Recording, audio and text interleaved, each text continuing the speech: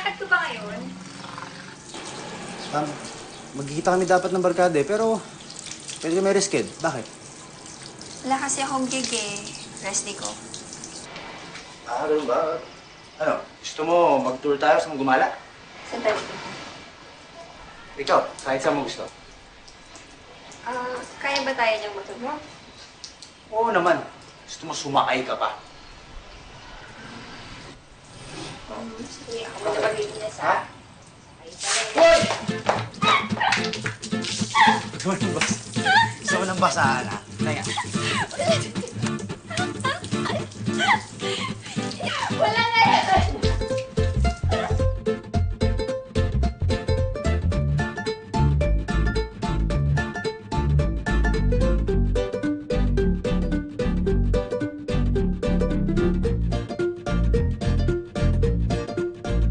Pag nagde-date kami, halimbawa may okasyon, lagi ride. Lagi. Kaya halos naikot na namin buong Luzon. Pagudpod.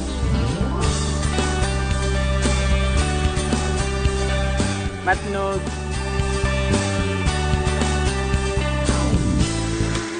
Baler.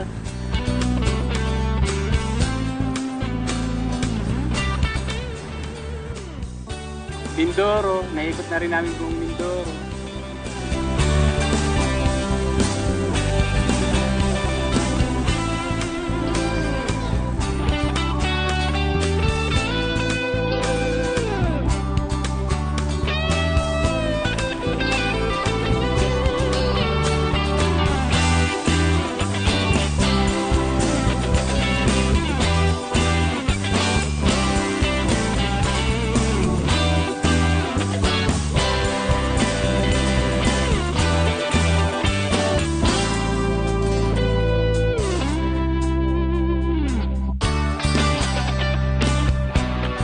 Sagada. Ang pinakamagandang view, talagang tumatak sa memory namin na pwede namin maging memories na pwede namin pag-usapan pag tumanda kami. Yung mga view magagandang nakita namin.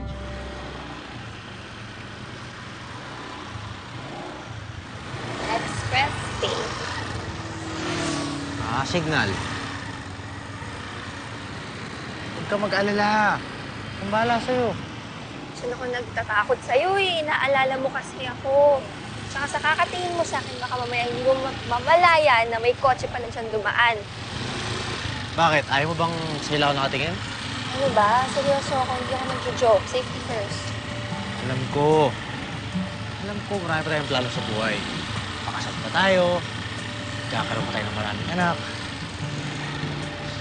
Mag-ipon muna tayo. Siyempre naman. Para sa future natin dalawa. Diba? Oo na, sige na, mag-drive ka dyan. Diyan lang ang tingin, sa kalye. Saan? Sa kalye. Buckle up. Fasten your seatbelt para sa mahaba-habang paglalakbay at pagsasama.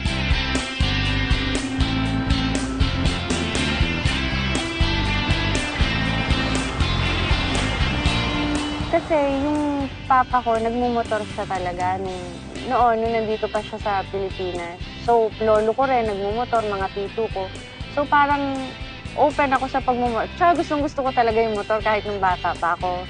So, nung nalaman ko nagmumotor siya, maliit, parang niloloko ko yung motor niya, parang masyado kong dinadown. Sabi ko, sige nga, pagka nakasakay ako, parang challenge ko siya na gaano kabilis ang kaya nitong itakbo. Kumbaga, mas lalo akong napalapit sa kanya kasi pareho kami nung gusto.